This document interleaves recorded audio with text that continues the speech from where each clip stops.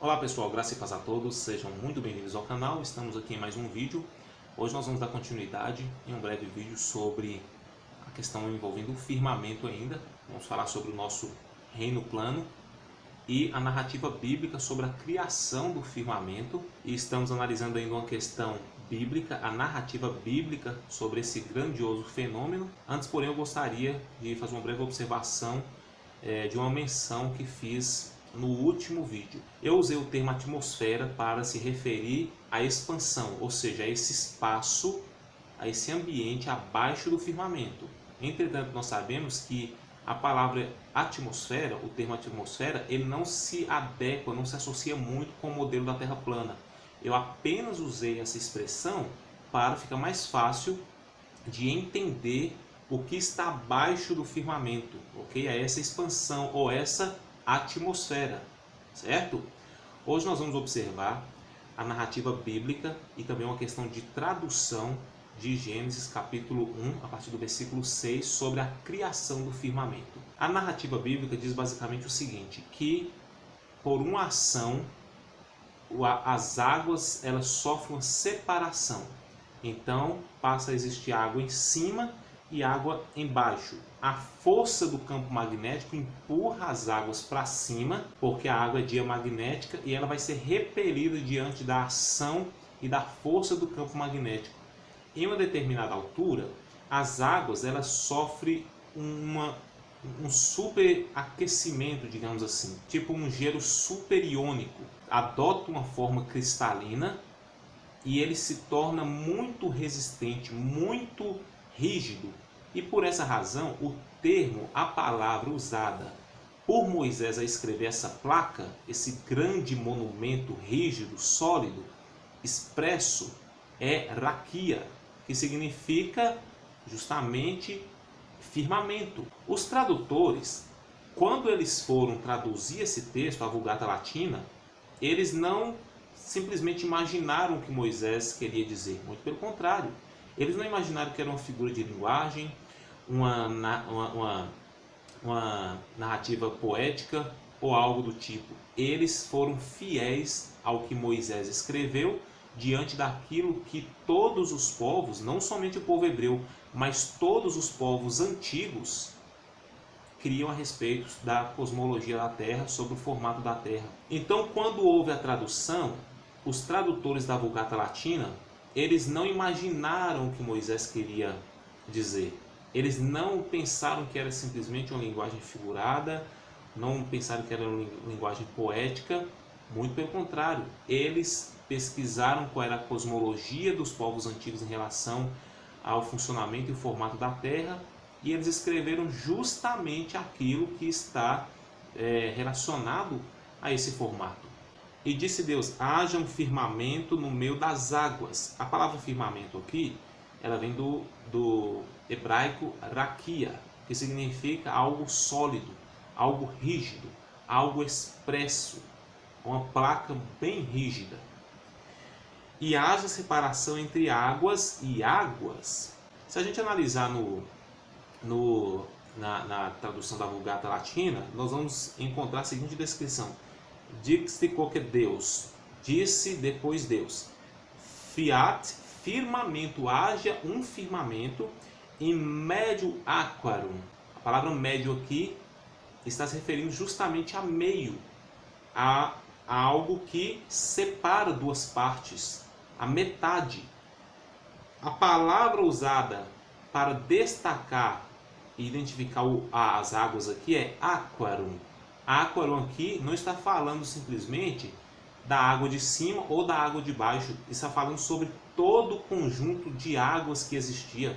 Foi antes de haver a separação que o termo aquarum foi usado para identificar que, justamente antes da criação do firmamento, do domo, as águas estavam todas misturadas. Depois que houve a separação, a expressão usada na tradução não é aquarum. Diz assim, et dividat aquas ab aquis. Então as águas que estão acima, os tradutores usaram a expressão aquas, águas de cima. E para usar a expressão para águas de baixo, usou o termo aquis. Mas antes de haver a separação de aquas e aquis, elas estavam juntas, formando um conjunto só, e o termo era aquarum. O versículo 7 diz assim: Et fecit Deus firmamento, e Deus fez um firmamento, divistique águas, e separou as águas, quaerant sub firmamento, sub aqui está falando de baixo, está falando algo de baixo, as águas abaixo do firmamento, ab ris quaerant super firmamento, das águas sobre, super o firmamento, e factum est ita, e assim foi. Quando nós lemos aqui na tradução da Vulgata Latina, da Vulgata Clementina, nós devemos entender que os tradutores, eles não utilizaram uma figura de linguagem ou algo poético para destacar um acontecimento literal. Talvez eles não entendiam de fato, não compreendiam, ou até mesmo não aceitavam a ideia de que houvesse uma placa rígida, um firmamento, uma raquia sobre as nossas cabeças. Mas eles foram fiéis ao texto em conservar a literalidade dos acontecimentos e a veracidade e integridade em relação à cosmologia dos antigos povos. Muitos líderes atuais, muitos teólogos, muitos estudiosos, arqueólogos, muitos historiadores, eles dizem que as águas que surgiram, que foram para cima, foram empurradas para cima, foi nada mais nada menos do que os gases, os vapores, o ar, as névoas, as neblinas. Porém, isso vai na contramão total da originalidade do texto. O texto ele vai dizer, olha, e fez Deus um firmamento. Vamos supor que você coloque uma água para ferver. E essa água, enquanto ela está sendo aquecida, ela vai chegar a uma certa temperatura que ela vai começar a evaporar. A água está passando por um processo que ela está saindo do estado líquido e indo para o estado gasoso. Sabe o que a maioria dos teólogos atuais diz em relação a esse texto? Eles ferem a integridade e veracidade literal do texto, porque eles mencionam, olha, tá vendo esse gás evaporando aí, essa água saindo do estado líquido para o estado gasoso? É isso que é o firmamento. Quando o próprio texto diz que firmamento está se referindo a algo rígido, a algo sólido. Se você olhar, observar a água evaporando, segundo eles, é isso que é o firmamento.